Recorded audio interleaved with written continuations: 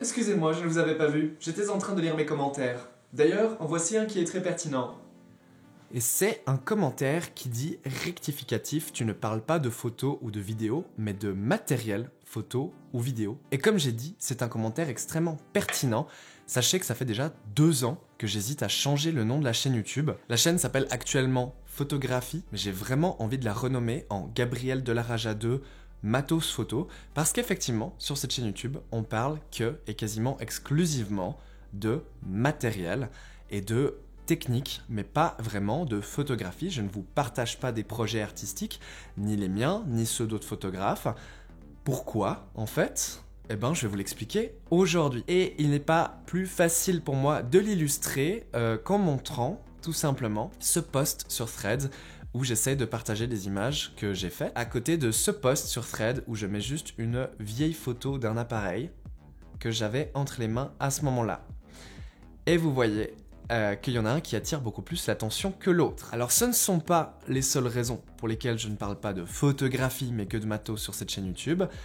En effet, je fais pas vraiment ces vidéos pour les vues, je fais ces vidéos pour moi, et c'est juste que, personnellement, ça m'intéresse plus de débattre avec des inconnus et mes fidèles abonnés de matos et de préférence vis-à-vis de ce matos. C'est difficile pour moi de m'imaginer débattre de projets artistiques et de vous montrer des projets artistiques comme ça, tout simplement parce que je pense que le public que j'ai ici sur YouTube n'est pas le public que j'aurai le jour où je vais vraiment sortir des images et des projets.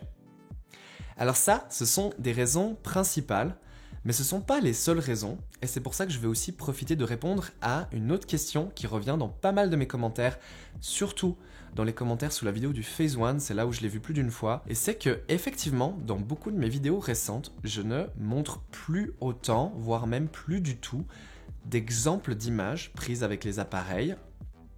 Et ça, c'est pour 2 raisons. La raison numéro 1, c'est la raison que j'ai déjà expliquée plusieurs fois, c'est que quand on parle d'appareils photo numériques récents, et par récent j'entends 2012 et après, je pense que je n'ai pas besoin d'essayer de vous convaincre que ces appareils photo sont performants. Il y a de très fortes chances que peu importe quel boîtier vous avez aujourd'hui, ces boîtiers se débrouillent et font des photos extrêmement similaires à tout ce qui se fait en 2012 et après. En fait, voilà, entre 2010 et 2012, on est vraiment arrivé à un point où on est sur des boîtiers électroniques qui sont tellement similaires d'un point de vue capteur. En fait, aujourd'hui, quasiment tous les capteurs qu'on a dans quasiment tous les boîtiers sont les mêmes. C'est des capteurs faits par Sony. De temps en temps, on a des capteurs Panasonic ou des capteurs Canon qui sont un tout petit peu différents, mais c'est assez rare. Hein. Même Leica, maintenant, ne fait plus faire ses capteurs à la main en Europe. Et ces capteurs qu'on voit partout, ils font les mêmes fichiers RAW qui s'éditent de la même façon dans les mêmes programmes.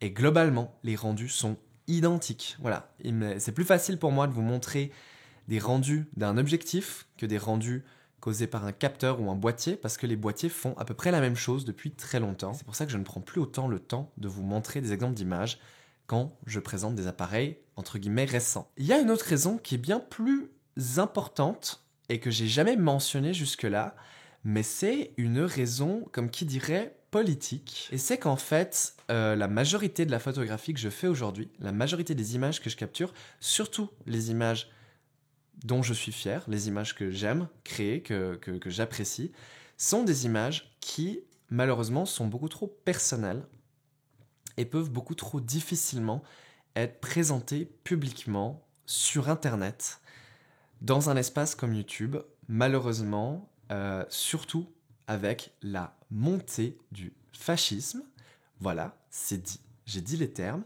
on vit dans un monde où malheureusement les personnes comme moi sont très stigmatisées, alors que je ne fais même pas partie des pires minorités, genre je suis encore quelqu'un de très privilégié, mais malgré ça, je me suis fait agresser 3 fois dans la rue cette année déjà, et c'est 3 fois de trop.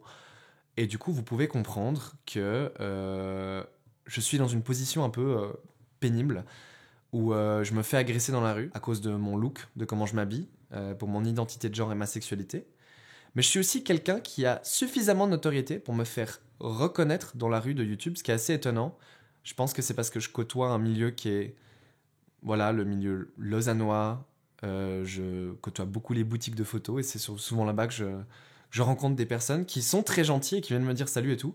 Sauf que du coup, j'ai peur. J'ai peur de partager des choses qui peuvent m'attirer la haine parce que je sais que plein d'entre vous sont très attentionnés, mais pour ma propre sécurité et surtout celle de mes proches, malheureusement, je ne peux pas pour l'instant trop partager de choses publiquement.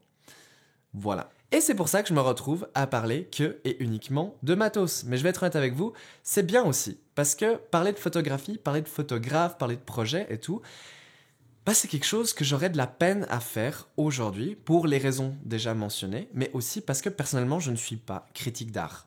Voilà, je n'ai jamais aimé critiquer l'art dans le sens critique visuel, audible, voilà, je n'ai jamais vraiment fait ça dans ma vie et j'ai pas l'intention de le faire. Moi, j'apprécie de l'art ou je l'apprécie pas, mais critiquer un film, critiquer un album de musique, critiquer de la photographie, critiquer un projet, critiquer une exposition, critiquer une œuvre quelconque, c'est pas quelque chose qui me plaît de faire. Dans ma tête, je peux y réfléchir, je peux avoir envie d'en parler avec des amis qui ont vu la même œuvre pour voir où nos avis divergent. Mais sur Internet, publiquement comme ça, critiquer de l'art, c'est absolument pas quelque chose que j'ai envie de faire.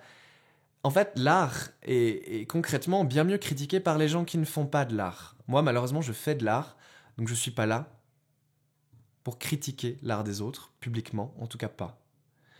Et du coup, c'est beaucoup plus simple pour moi, ici, de parler de photos. Oui, ça fait des années que je songe à faire une série de vidéos où je critique mes propres photos, spécifiquement des photos anciennes du début de quand je débutais, pour voir ce qu'on peut tirer comme information de ces vieilles photos et essayer de voir comment vous pourriez ne pas commettre les erreurs que j'ai commises en tant que débutant. C'est effectivement totalement un projet qui risque un jour d'arriver sur cette chaîne YouTube.